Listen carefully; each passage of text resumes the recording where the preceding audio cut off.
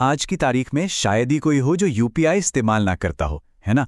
मतलब चाय की दुकान से लेकर बड़े बड़े शॉपिंग मॉल तक सब कुछ बस एक स्कैन पर चलता है। पर जैसे जैसे ये आसान हुआ है, वैसे वैसे धोखाधड़ी का खतरा भी तो बढ़ा है। तो अच्छी खबर ये है कि 2026 से यूपीआई में कुछ बहुत बड़े बदलाव आ रहे हैं, जो इसे पहले से कहीं ज़्यादा सुरक्षित बना देंगे। चलिए ज़रा समझते हैं कि ये नए अपडेट्स आखिर हैं क्या और ये इतने ज़रूरी क्यों हैं। अब आप सोच रहे होंगे कि प्रॉब्लम आखिर है कितनी बड़ी। तो जरा इस नंबर पर गौर कीजिए, 23,000 करोड़ रुपए। जी हां, ये कोई छोटी मोटी रकम नहीं है। ये वो पैसा है जो पिछले कुछ सालों में धोखेबाजों ने आम लोगों की मेहनत की कमाई से लूटा है। और बस इसी वजह से इन नए कड़े सुरक्षा नियमों की जरूरत आन पड़ी। तो सवाल यह है कि भाई इतना सारा पैसा ये जा कहाँ रहा है। देखिए, ये कोई छोटी मोटी चूक या गलती नहीं है। इसके पीछे काम कर रहे हैं बहुत ही शातिर स्कैम्स। ये लोग लोगों के डर और उनकी भावनाओं का फायदा उठाते हैं और फिर उन्हें अपना निशाना बनाते हैं। ऐसा ही एक बहुत खतरनाक स्कैम है डिजिटल अरेस्ट। जरा सोचकर देखिए, आपको एक कॉल आए और कोई खुद को पुलिस वाला बताकर कहे कि आप पर एक संगीन जुर्म का इल्जाम है। वो आपको इतना डराते हैं, इतना धमकाते हैं कि आप फौरन पैसे ट्रांसफर कर दें। और यहीं पर पुराने यूपीआई सिस्टम की सबसे बड़ी कमी सामने आती थी। ट्रांजैक्शन बस पलक झपकते ही हो जाता था और उसे आप वापस नहीं ला सकते थे। मतलब डर में एक बार बटन दबाए और मेहनत की कमाई हमेशा के लिए गई। तो फिर ऐसे दबाव वाले स्कैम से बचने का आखिर रास्ता क्या है? यहीं पर आता है पहला बड़ा समाधान। इसका नाम है 1 घंटे की सेफ्टी विंडो। ये फीचर खास तौर पर ऐसी ही मुश्किल सिचुएशन से निपटने के लिए ही बनाया गया है। चलिए समझते हैं कि ये काम कैसे करेगा। मान लीजिए आप किसी नए कॉन्टैक्ट को, मतलब जिसे आप पहली बार पैसे भेज रहे हैं, 10,000 रुपए से ज्यादा की रकम भेजते हैं। अब क्या होगा कि पैसा फौरन उसके अकाउंट में नहीं जाएगा, नहीं, बल्कि वो 1 घंटे के लिए होल्ड पर चला जाएगा। और इस 1 घंटे में आपके पास सोचने का, उस ट्रांजैक्शन को दोबारा चेक करने का, और अगर जरा भी कुछ गड़बड़ लगे ना, तो उसे तुरंत कैंसिल करने का पूरा मौका होगा। तो फर्क एकदम साफ है। पहले क्या था, एक बार गलती हुई तो मतलब हुई, कोई गुंजाइश नहीं थी, पैसा मानो किसी ब्लैक होल में चला गया। पर अब हमारे पास एक तरह का अंडू बटन आ गया है। ये 1 घंटे का जो कूलिंग ऑफ पीरियड है ना, ये कंट्रोल वापस हमारे हाथों में थमा देता है।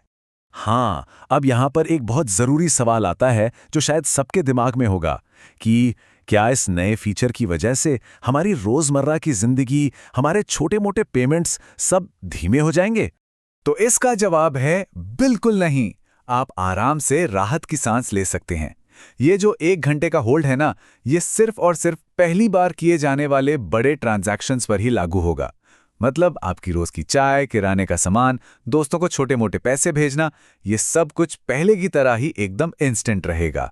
ठीक है, तो 1 घंटे का होल्ड हमें जल्दबाजी में की गई गलतियों से तो बचा लेगा। पर जरा सोचिए, क्या होगा अगर फोन ही चोरी हो जाए या फिर हैक हो जाए? ऐसी भयानक इमरजेंसी के लिए आ रहा है दूसरा बड़ा समाधान। इसे कहते हैं किल स्विच। आप इसे अपना पर्सनल पैनिक बटन भी कह सकते हैं। तो ये किल स्विच है क्या चीज? देखिए, इसे आप अपने पैसों के लिए एक डिजिटल सर्किट ब्रेकर जैसा समझ सकते हैं। मतलब बस एक टैप और आपके खाते से जुड़ी सारी की सारी यूपीआई एक्टिविटी तुरंत फ्रीज हो जाएगी, रुक जाएगी। और ये काम कैसे करता है? जैसे ही आप इसे एक्टिवेट करेंगे, आपका अकाउंट पूरी तरह से फ्रीज। ना कोई पैसा अंदर आ पाएगा, ना कोई पैसा बाहर जा पाएगा। अगर कोई फ्रॉड चल भी रहा होगा तो वो वहीं का वहीं रुक जाएगा। और सबसे जरूरी बात, आपका अकाउंट तब तक बंद रहेगा जब तक कि आप खुद एक बहुत ही सख्त वेरिफिकेशन प्रोसेस के बाद उसे दोबारा चालू नहीं करवाते। अच्छा, तो इन दो बड़े फीचर्स के अलावा भी रेगुलेटर्स पूरे यूपीआई इकोसिस्टम को और भी मजबूत बनाने के लिए कुछ और अपडेट्स भी ला रहे हैं।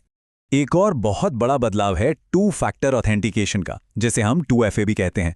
अब इसका मतलब क्या है? सीधा सा मतलब है कि अब सिर्फ पिन डालना काफी नहीं होगा, आपको एक और लेयर से अपनी पहचान साबित करनी होगी, जैसे कि आपका फिंगरप्रिंट या फिर एक OTP।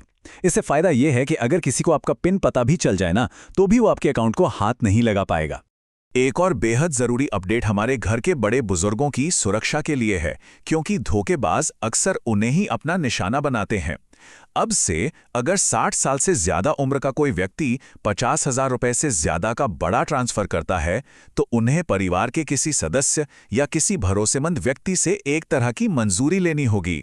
ये एक एक्स्ट्रा सेफ्टी लेयर की तरह काम करेगा। और हाँ, सिस्टम को और भी स्टेबल और भरोसेमंद बनाने के लिए बैकएंड में भी कुछ नियम बदले जा रहे हैं। जैसे अब आप दिन में कितनी बार बैलेंस चेक कर सकते हैं, उसकी एक लिमिट होगी। या फिर जो ऑटो डेबिट पेमेंट्स होते हैं वो अब ऑफ पीक घंटों में प्रोसेस होंगे। इन सब का मकसद बस एक ही है, दिन के समय सिस्टम पर लोड कम करना ताकि वो स्मूथली चलता रहे। तो इन सारे बदलावों को अगर हम एक साथ देखें तो इसका निचोड़ क्या है? इन सब का सार एक बड़े दिलचस्प कॉन्सेप्ट में छिपा है जिसे कहते हैं स्मार्ट फ्रिक्शन। ये जो लाइन है ना, ये इन सारे अपडेट्स का मकसद एकदम साफ कर देती है। मतलब हम अपनी सुविधा में से एक बहुत छोटा सा हिस्सा दे रहे हैं, लेकिन उसके बदले में हमें जो सुरक्षा मिल रही है वो बहुत बड़ी है, एक मजबूत कवच की तरह। और बस इसी को कहते हैं इंटेलिजेंट फ्रिक्शन, यानी एक सोची समझी रुकावट। देखिए, रोजमर्रा के छोटे मोटे पेमेंट्स तो पहले की तरह ही आसान और तेज रहेंगे, उनमें कोई रुकावट नहीं है। लेकिन जब बात आपकी मेहनत की कमाई की आती है, आपकी जिंदगी भर की बचत की आती है, तो ये नई सेफ्टी लेयर्स ये पक्का करती हैं कि कंट्रोल हमेशा और हमेशा आपके ही हाथ में रहे। और ये सब हमें एक बहुत बड़े सवाल पर लाकर छोड़ देता है। क्या ये जो इंटेलिजेंट फ्रिक्शन का आइडिया है, मतलब सुरक्षा को सुविधा से थोड़ा ऊपर रखने का ये जो नजरिया है, क्या ये आने वाले वक्त में सभी डिजिटल सर्विसेज का भविष्य बन सकता है? ये सोचने वाली बात है।